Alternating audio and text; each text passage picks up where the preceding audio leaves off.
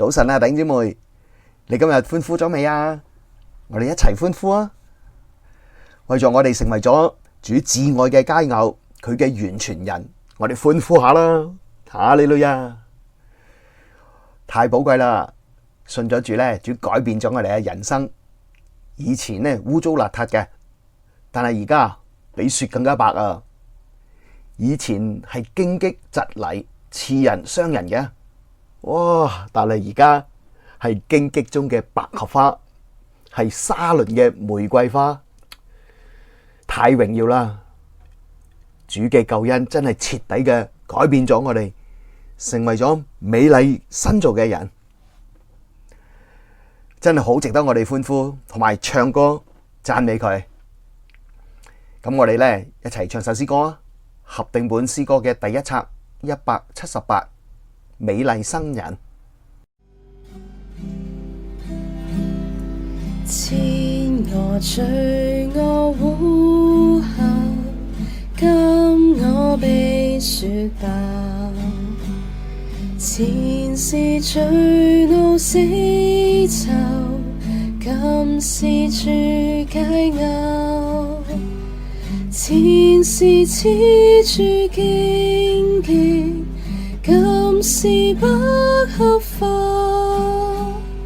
前是刺人蒺藜，今是玫瑰花。我在基督裡面，成了神造的人，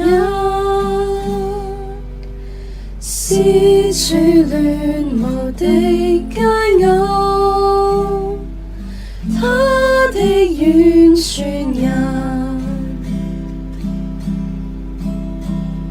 牽我仇敵手下，今是得勝者。前屬黑夜幽暗，今世上的光。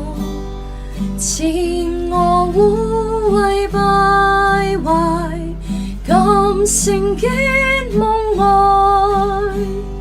前遠離神流浪，今腐壞重現。我在基督裡面，成了神造的人，是主戀慕的佳偶，他的完全人。弟兄姊妹，今日咧想同大家一齊讀嘅聖經係喺雅歌第1章第5節，經文係：耶路撒冷的眾女子啊，我雖然黑，卻是秀美，如同基達的帳棚，好像所羅門的幔子。呢節聖經唔只係佳偶對自己外貌嘅描述，亦都係佢喺同良人親密嘅相交之中，對自己生命真實嘅身份有深刻嘅認識。嗱，喺愛嘅眼光裏面呢，佢既坦誠承認自己嘅黑，但係亦都100% 宣告自己係秀美噶。呢份嘅認知咧，唔係自欺欺人嘅粉飾嚟噶，而係佢俾愛嚟到光照之後，清醒悟過嚟。既然睇到自己嘅本相中係有缺乏、有軟弱，不過佢亦都係睇見喺恩典中所帶俾佢嘅榮美同埋價值。弟兄姊妹，我哋嘅生命何嘗唔係咁咩？喺未曾遇見主之前呢，我哋可能都係活喺自卑、掩飾或者驕傲裏面。但係當我哋俾基督嘅寶血潔淨咗，成為咗神嘅兒女，我哋就有咗全新嘅身份啦。喺佢嘅眼中，我哋都成為咗獨一無二嘅秀美。嗱，我哋今日讀咗呢節聖經，盼望我哋都學習咧，就係點樣同主喺親密嘅關係之中見到自己、認識自己，特別係牢牢抓住自己嘅秀美，活出俾恩典充滿嘅生命啊！唔好只係睇見自己嘅黑。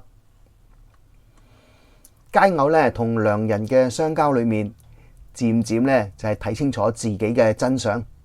佢冇逃避，冇掩飾，而係好坦然嘅講：我雖然黑，呢度嘅黑咧，可能係講到生命中嘅軟弱啦，或者過去嘅一啲虧欠，而家嘅不足，以及可能係喺世人眼光中被視為平凡，甚至係醜陋嘅地方。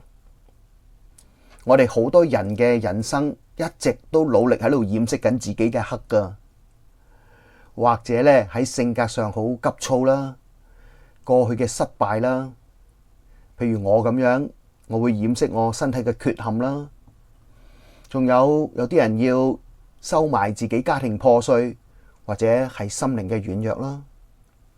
但係雅歌呢一度話俾我哋知道，喺良人嘅愛裏面，我哋唔需要假裝噶啦，唔使扮完美噶，反而我哋承認黑都係一個謙卑嘅開始。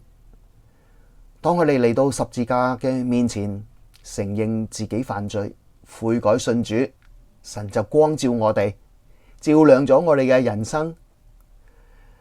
喺詩篇139篇嗰度講到，耶和華，你已經鑒察我，認識我。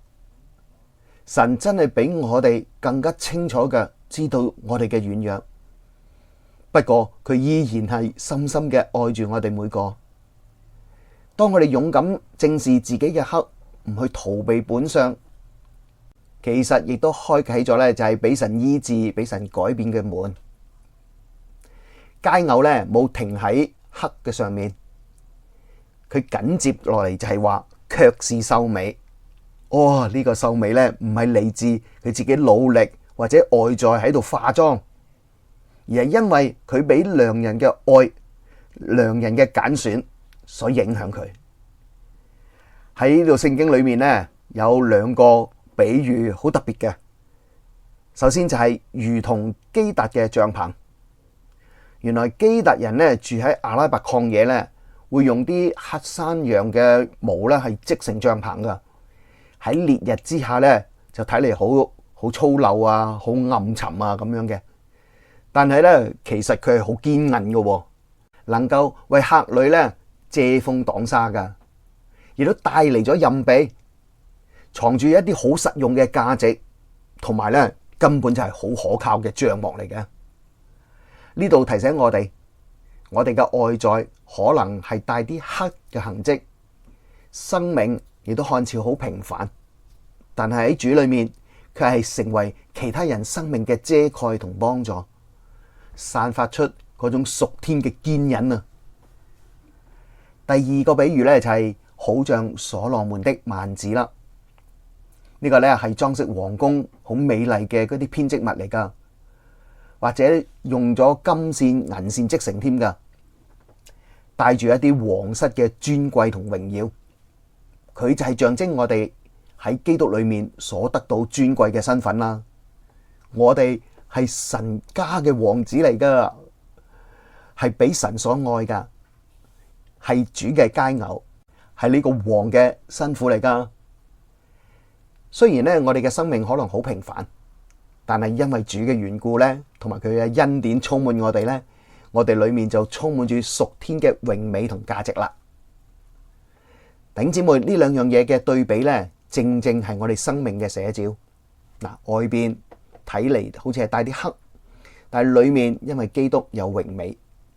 我哋嘅秀美咧，唔係憑外貌，唔係靠才能，而係源於神嘅愛，同埋佢潔淨咗我哋，佢提升咗我哋。